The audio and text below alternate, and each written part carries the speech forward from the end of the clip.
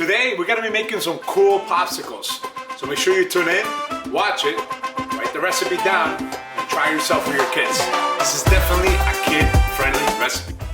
Have you ever wanted to make popsicles? Well, here's a great recipe to make some really good, refreshing summertime popsicles. These popsicles combine a really cool bag that I got from Costco that has blueberries, raspberries, blackberries, frozen spinach, and it's all a great combination. Oh yeah, and some bananas as well.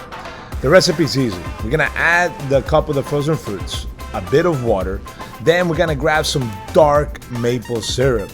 The dark maple syrup is really nice, a good sweetener. From there, we're gonna add some lime juice. You always wanna add some acidity to a popsicle to really bring out those fruits. At this point, we're going to cover it and give it a really cool blend. Transition in awesome slow-mo. All right, guys, let's get back to it. Once we blend it, we want to make sure it's nice and pureed, nice and smooth, because we want to make sure we get an even, smooth pour when we put it into our molds. All right, now it's time to put it into our molds. Make sure you grab any kind of mold. The best kind of molds to use are the plastic ones. Why? Because they're easier to take out once they're frozen. Once you have filled them all up, and don't worry about the mess, it's okay, it's not gonna mess up the popsicle.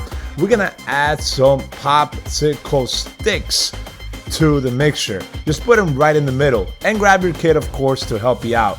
I think this is the best part of the process that Liam loved. And that's it, guys. So there you have it, some easy summer popsicles.